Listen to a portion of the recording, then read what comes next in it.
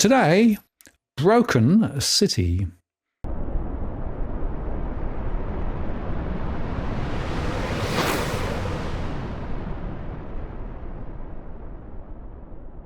Hello again, it's Martin North from Digital Finance Analytics, one that is post covering finance and property news. Well, the Housing Industry Association published a survey of major home builders, and they showed that the number of new home sales across the nation dipped in August, with the 3-month run rate also falling. No real surprise there. Of course, home builders are falling off the perch at an alarming rate, with high rates of insolvency among construction firms, many of whom were home builders, running at around 3,000 over the past year. And while many of those were small firms, we are still seeing a spate of larger firms going under. We're actually encountering more people in our one-to-one discussions where half home-built projects have fallen over because no builder can be found to take over the work. And of course, there are rising costs and blown out completion dates. No wonder people prefer to buy existing property. The record high interest rates are making it all but impossible for developers to start projects profitably, which is why building approvals are still languishing, with the typical volatility seen in the high-rise sector because just one approval contains many units. So the data is lumpy. The ABS said seasonally adjusted estimates for private sector house approvals rose 0.6% after rising 0.3% in June, and private sector dwellings excluding houses approvals rose 32.1% following a 20.2% June fall. The trend estimate for private sector house approvals rose 1.2% following a 1.2% increase in June, and private sector dwellings excluding houses rose 3.9% after a 3.9% June increase as well. Approvals for new dwellings rose in New South Wales, up 25.2%, Victoria up 20%, South Australia up 9.9%, Tasmania up 8%, and Western Australia up 1.9%. In fact, Queensland was the only state to fall, down 5% in season-adjusted terms. And approvals for private sector houses were mixed. New South Wales was up 8.5%, South Australia up 4.8%, and Western Australia up 4.7%. However, Queensland was down 5.2% and Victoria down 1.7% in season-adjusted terms. The latest quarterly data on the value of construction done also fell by 0.1% over quarter two, and that's 2.9% lower year on year. And we also know that completion times are blowing out, sometimes deliberately to manage cash flow, at other times due to shortages of labour or materials. The dollar decline in construction is despite a massive run-up in the costs of building materials. And we also know that firms are preferring to back government infrastructure projects, which are competing for resources and where margins are plumper and payments more certain. This helps to explain the apparent contradiction that the size of the construction sector has grown by more than 2 times as many jobs as other market-based industries, yet we built more freestanding homes back in 1995. That's according to Tarek Brooker. All up, that 1.2 million homes target that the government has set over 5 years is just a pipe dream and announceable. It may sound good, but is meaningless. And more broadly, the Albanese Government is a complete mess on housing, with the 3 bills that comprises its $32 billion Housing for Australia plan blocked in the Senate. That includes the Help to Buy Share Equity Scheme, the Housing Future Fund Equity Investment Vehicle designed to build around 13,000 houses per year, and the Build to Rent legislation, which is designed to assist corporates to get tax breaks to build and then rent units, probably at higher than market rents. After all, they are designed to make profits for those investing corporates and also the superfunds. But as the ABC reported, the federal government has failed to bring on a Senate vote that would have killed its own first home buyer support scheme, with the Greens and the Coalition voting together to delay consideration of the legislation for 2 months. Labour's Help to Buy scheme, which would see the government co-purchase homes with 40,000 first home buyers, has been stuck in the Senate since February with no clear path forward. Ahead of this week's Senate sitting, the government listed it for debate and has been trying to bring on a vote which it knows it will lose. Government ministers have spent the week accusing the coalition and the Greens of conspiring to block its housing agenda, but the government has been in turn accused of trying to kill off its own policy. The Greens say they want the government to negotiate and have issued a long list of demands, including negative gearing reform, a government-owned property developer, and a rent freeze coordinated with states and territories. But Finance Minister Katie Gallagher, who manages the government's Senate business, said the minor party was not genuinely negotiating. They're talking about all of those other things that are unrelated to the bill. It's time to get a vote on. If they're not going to support the Help to Buy, say so and frustrate our agenda. On Tuesday afternoon, Greens leader Adam Bant announced that the party would move a motion to delay the bill for 2 months, which passed on Wednesday morning with coalition support. Mr Bant said the delay was a test for Labour. The Greens are willing to negotiate.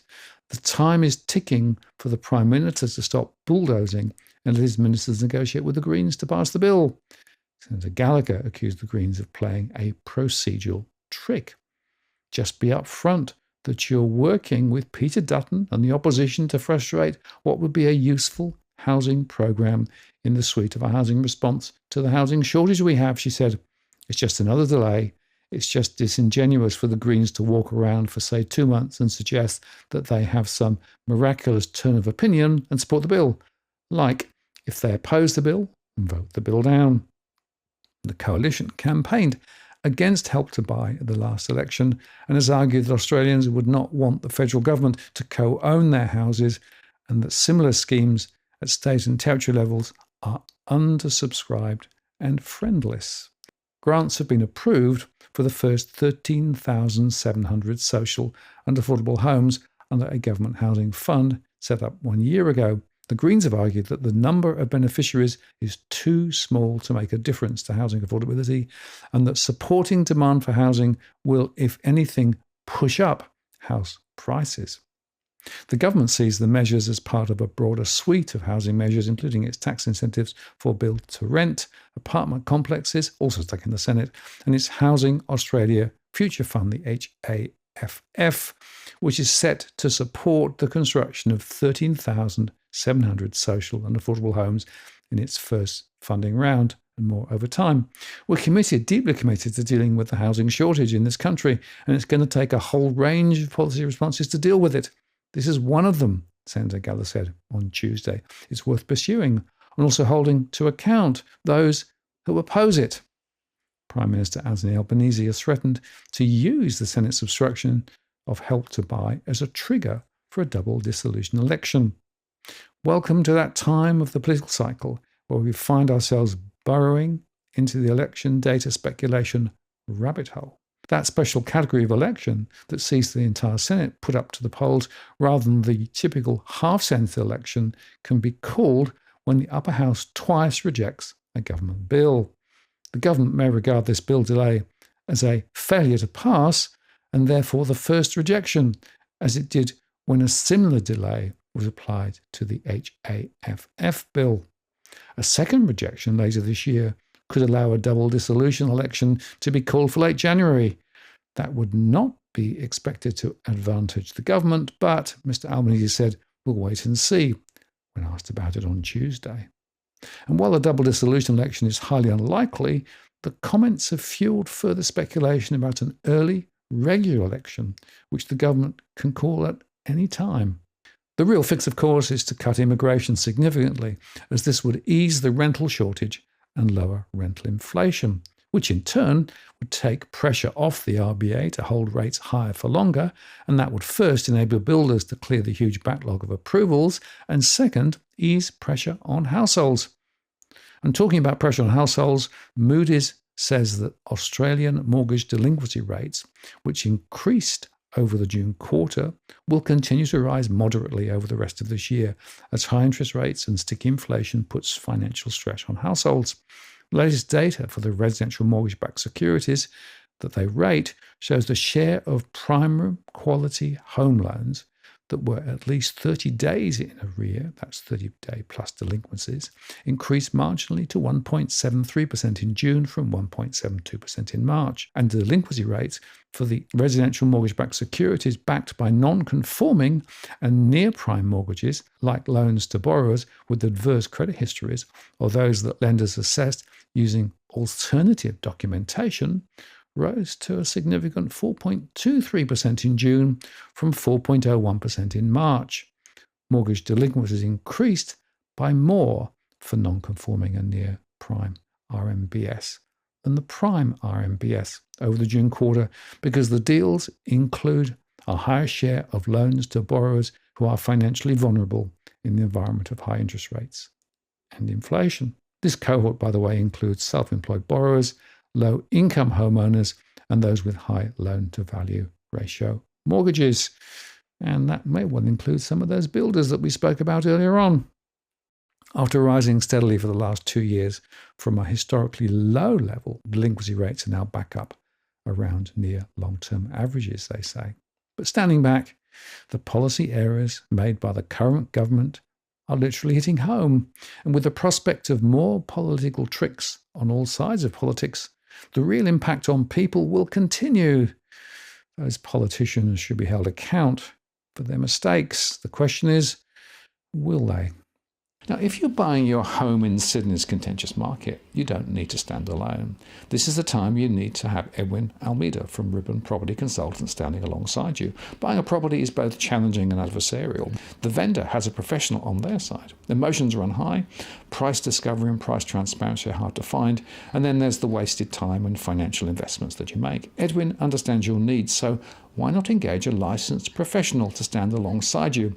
With RPC, you know you have experience, knowledge, and master negotiators looking after your best interests. So shoot Ribbon an email at info@ribbonproperty.com.au, and if you use the promo code DFAWTW/Martin, you can get a 10% discount offer.